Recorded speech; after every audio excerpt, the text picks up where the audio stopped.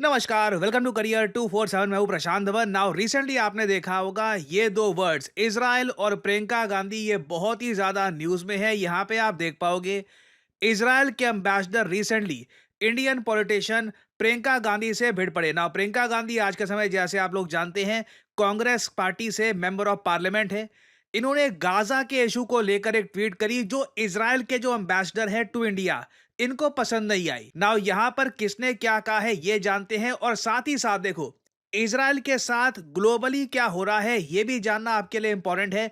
किस तरीके से इटली ने यह तक कह दिया कि गाजा से जो इमेजेस आई हैं, जो न्यूज सामने आ रही है, इसकी वजह से इजराइल ने ह्यूमैनिटी को खो दिया है। नाउ सबसे पहले तो प्रियंका गांधी और इजरायली एम्बेसडर की ट्वीट में आपको दिखाता हूं। नाउ यहाँ पे आप देख पाओगे ये प्रियंका गांधी वाड्रा की ट्वीट है। ये यहाँ पर कह रही है कि इजरायली स्टेट आज के समय जेनोसाइड कर रही है। इसने 60,000 लोगों को मार दिया है, इसमें से 18,430 बच्चे थे। आगे कहती हैं, it has starved hundreds to death including many children and it is threatening to starve millions. ये गाजा में आज के समय स्थिति है, खाने की काफी कमी पड़ रही है, और यूएन समेत कई एजेंसीज ने कहा है कि अगर खाने की कमी इतनी रही तो कई लाखों लोग हो सकता है कि भूख से मारे जाएं।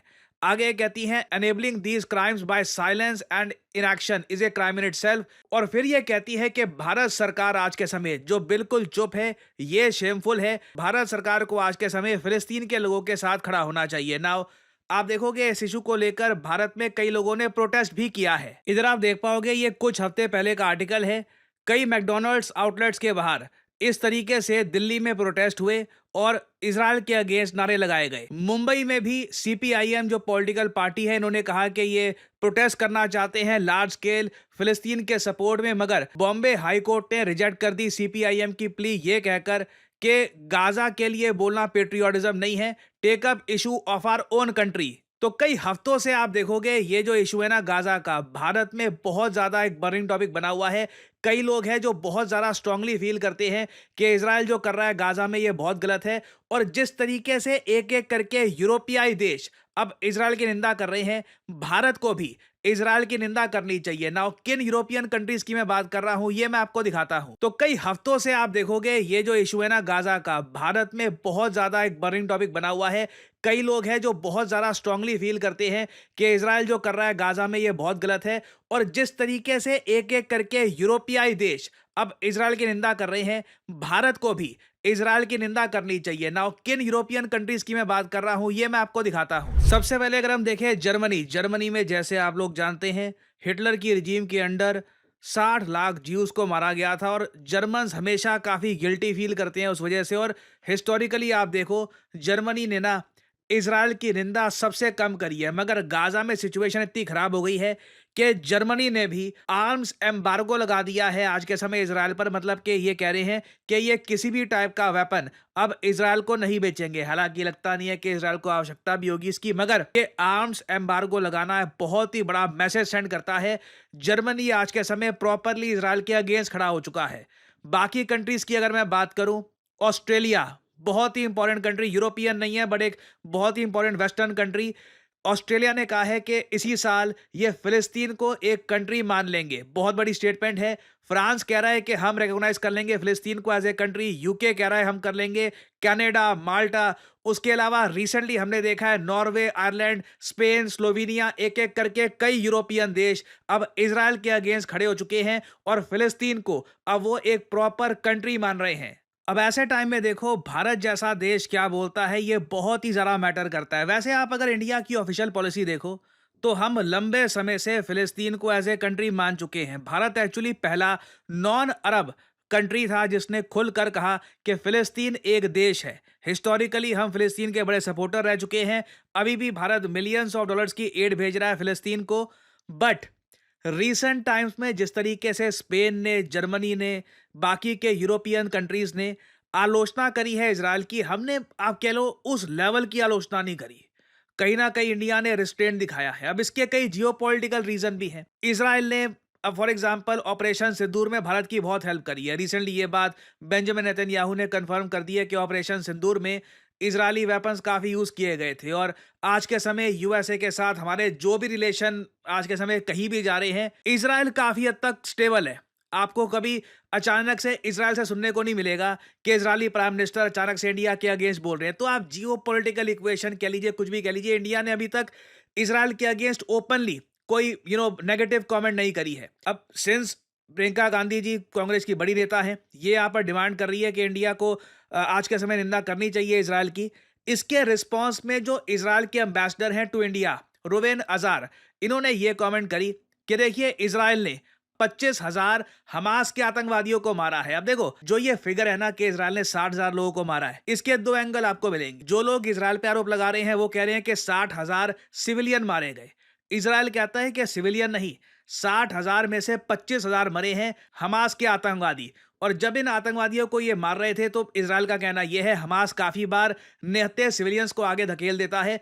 तो अनफॉर्चुनेटली ह्यूमन लाइफ यहाँ पर लॉस हुई है और कैजुअलिटीज बढ़ती गई। अब देखो, जितना भी आप कह लो, 25,000 आतंकवादियों को मारते मारते एडिशनल 35,000 सिविलियंस मारे जाएं, उनमें से भी बहुत सारे बच्चे हों, हजारों की संख्या में बच्चे हों, सवाल तो उठेंगे। इसलिए इज़राइल आज के समय प्रेशर फेस कर रहा है। बट इज़रायली एम्बेसडर यहाँ पर कह रहे हैं कि इज़राइल ने 2 मिलियन टन का खाना फैसिलिटेट किया है। हमास आज के समय गाज़ा को भूखा रख रहा है। और गाज़ा की पॉपुलेशन देखो, पिछले 50 सालों में 450% बढ़ी है। कोई जेनोसाइड वहाँ पर नहीं हो रहा। हमास के नंबर्स बाय मत करो ना। ये ऑफ कोर्स इज़रायली एम्बेसडर का आज के समय ये प्रयास कर रहे हैं कि भारत में मैसेज पहुंचाए। इंटरेस्टिंगली, इन दोनों लोगों की जो ट्वीट्स थी, इसे मिलियंस ऑफ लोगों ने देखा था सोशल मीडिया पर, क्योंकि पहली बार हम देख रहे हैं कि इज़राइल के एम्बेसडर भिड़ गए एक इंडियन एमपी से। मगर सिंस इंडिया में एक साइजेबल पॉपुलेशन है जो गाज़ा में क्या हो रहा है उसको लेकर बहुत ज़्यादा इंटरेस्टेड है और काफ़ी वहाँ पे एक सिंपैथेटिक व्यू रखते हैं, आप देखोगे लगातार गाज़ा इंडियन पॉलिटिशियंस द्वारा मेंशन किया जा रहा है। गाज़ा में जो भी हो रहा है, फॉर एग्जांपल रिसेंटली इजराइल ने अल जजीरा के जर्नलिस्ट को मार दिया गाज़ा में। नाउ इजराइल का वर्जन ये है कि इन्होंने आतंकवादियों को मारा है, मगर अल जजीरा कह रहा है कि ये एक हिनियस क्राइम है और सीधा सीधा जर्नलिस्ट को मारा गया है। आप देखोगे प्रियंका गांधी ने ये इशू भी रेज किया था कि the cold blooded murder of 5 Al Jazeera journalist is yet another heinous crime committed on Palestinian soil. The immeasurable courage of those who dare to stand for the truth will never be broken by the violence and hatred of the Israeli state। तो अब देखिए, यहाँ पर एक बात clear हो चुकी है, भारत की जो इजराइल पॉलिसी है ये काफी हद तक कौन सी पार्टीज, कौन सा कोलिजन पावर में है ना, ये काफी हद तक डिटरमाइन करेगा कि इंडिया के इजराइल के साथ रिलेशंस कैसे रहने वाले हैं। अब मैंने कुछ जियोपॉलिटिकल एनालिस्ट को देखा है, वो लोग आज के समय ये भी तर्क दे रहे हैं कि गाजा और इजराइल का इशू सबसे परफेक्ट मौका है भारत को यूएसए को एक प्रॉपर जवाब देने का। अभी रिसेंटली आपने देखा होगा ऑस्ट्रेलिया ने भी ये कहा है कि फिलिस्तीन को ये रिकॉग्नाइज करेंगे एज ए स्टेट। इससे देखिए यूएस लगातार आइसोलेटेड होता रहेगा, क्योंकि यूएस अब अकेला मेजर कंट्री है जो इजराइल के पक्ष में खड़ा है। बाकी जो 5 आइज कंट्रीज है वहां पे भी आप देखोगे एक एक करके वो प्रो फिलिस्तीन हो रहे हैं, या फिर प्रो फिलिस्तीन वर्ड आप ना भी यूज करना चाहे, काफी हद तक न्यूट्रल हो रहे हैं। अब कुछ जियोपॉलिटिकल एनालिस्ट ये भी कह रहे हैं कि इंडिया आज के समय फिलिस्तीन का समर्थन करके यूएस को भी जवाब दे सकता है। बट अगेन, जब इजराइल का एंगल यहाँ पे आ जाता है ना, situation gets very complicated for India. और ना सिर्फ इंडिया, एक्चुअली इवन पाकिस्तान के लिए भी। क्योंकि मैं यहाँ पे आपको साफ साफ बता दूं, जो भी आसिम मुनीर को आज के समय यूएसए में वेलकम किया जा रहा है, भाषण देने की जगह उसको दी जा रही है, लगातार यूएस में बुला रहे हैं आसिम मुनीर, ये अमेरिकन जो जर्नल्स हैं उनको जो अवार्ड दे रहे हैं दुनिया भर के, इस सब का एक बड़ा प्राइस पाकिस्तान पे करने वाला है। इसी साल के दिसंबर से पहले इजराइल ईरान की बड़ी वॉर आने वाली है। ये मैं बात आपको पिछले कई महीनों से कह रहा हूं, अब बड़े बड़े न्यूज आउटलेट्स ने भी इसको छापना स्टार्ट कर दिया है। तो इजराइल देखिए बहुत ही ज्यादा न्यूज में रहने वाला है। क्वेश्चन यहां पर यह है कि भारत इजराइल के इशू को लेकर कब तक एक न्यूट्रल स्टांस रखेगा। मान लीजिए कल को इजराइल डिस्ट्रॉय करना स्टार्ट कर देता है ईरान को, क्योंकि इस बार मैं आपको बता दूं, जो इस बार की ईरान इजराइल वॉर होगी, it will be final, it will be something big.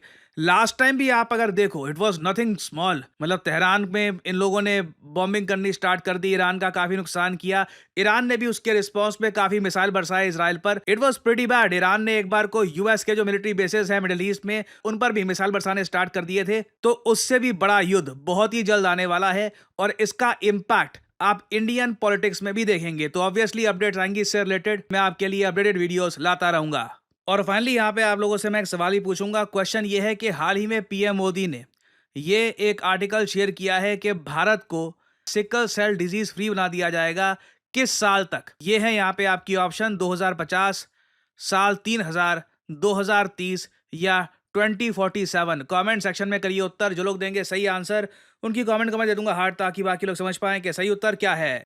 देखिए, कभी किसी ऐसी वेबसाइट पर जाइएगा जहां पर कंपनीज जॉब पोस्ट करती हैं और आप वहां पे नोट करेंगे डेटा एनालिस्ट की डिमांड लगातार बढ़ती जा रही है। चाहे आप मुंबई में हो, दिल्ली में हो, कोलकाता में हो, कहीं भी हो, सैलरीज ऑब्वियसली रेंज करती है आपके एक्सपीरियंस पे, मगर आप महीने का आराम से 20-25 से लेकर इवन 50-60 हजार भी कमा सकते हैं, depending on your experience, depending on your skill. और डेटा एनालिस्ट का इम्पैक्ट हर इंडस्ट्री में देखा जा रहा है। कॉर्पोरेट वर्ल्ड में ऑब्वियसली देखा जाएगा, उसके अलावा मेडिकल साइंस में, इवन क्रिकेट में आर्टिकल्स पब्लिश हो रहे हैं। इधर 4 दिन पुराना आर्टिकल है कि किस तरीके से डेटा एनालिटिक्स ने क्रिकेट को ऑल टुगेदर ट्रांसफॉर्म कर दिया है। रीजन मैं आपको बताता हूं। मैं आपको पहली बार दिखाता हूं कि डेटा एनालिस्ट की स्किल अगर किसी के पास आ जाए तो वो डेटा को कैसे प्रेजेंट कर सकता है। एक बार आपके पास डेटा एनालिस्ट की स्किल आ गई तो आप ये सब कुछ बना सकते हैं। आप देख पाओगे कितने खूबसूरत तरीके से आप एक कंपनी का प्रॉफिट, एक कंपनी के किस महीने में कितना रेवेन्यू गया, मार्केट शेयर कितना है, ये डिटेल में बना सकते हैं। अगेन, ये सिर्फ ऐसा नहीं है कि बस आपने ये बस कलर स्कीम चूज करी और डेटा डाल दिया। इसमें फॉर्मूलाज, इसमें किस तरीके से डेटा आप डालोगे, किस तरीके से डेटा आप प्रेजेंट करोगे, सब कुछ मैटर करता है। और कंपनीज आज के समय ऐसे लोगों को पैसा देने के लिए तैयार है जो डेटा उनको इस तरीके से, इस फॉर्म में उनके सामने प्रेजेंट करे, ताकि कंपनीज डिसाइड कर पाए कि फ्यूचर में उनको क्या करना है, फ्यूचर में उनको कहाँ जाना है। करियर 247 का जो डेटा एनालिस्ट कोर्स है, इसकी मदद से ऑलरेडी कई हमारे स्टूडेंट्स ऐसे प्रोजेक्ट्स बनाने के काबिल हो चुके हैं। ये हमारे ही एक स्टूडेंट का आपको मैं प्रोजेक्ट दिखा रहा हूं, और ये अगेन जो टोटल स्केल है उसका बस 5 to 6% है। उसके अलावा बहुत सारे और टूल्स होते हैं डेटा एनालिटिक्स में, जिसमें आप अगर प्रोफिशिएंट बन गए तो सडनली जॉब मार्केट में आपकी वैल्यू बहुत ज़्यादा बढ़ जाएगी। आपको सिंपली क्या करना है, इस वीडियो के यहाँ पे कमेंट सेक्शन में जाओ, यहाँ पे लिंक पर क्लिक करो, अपना नाम, ईमेल आईडी, नंबर और यहाँ पे डिस्काउंट कोड आपसे मांगेंगे, यहाँ पे PG10 डाल देना। नहीं तो बाद में आपसे ज़्यादा पैसे चार्ज किए जाएंगे इस कोर्स के लिए। Make sure to add the discount code PG10। और करियर 247 के कंसल्टेंट की तरफ से आपको कॉल आएगा। आप उनसे सवाल पूछ सकते हैं कि किस तरीके से अपना करियर आप स्टार्ट कर सकते हैं as a data analyst. So इसी नोट के साथ यह है वीडियो का अंत। Thank you for listening and as I always say, may the gods watch over you.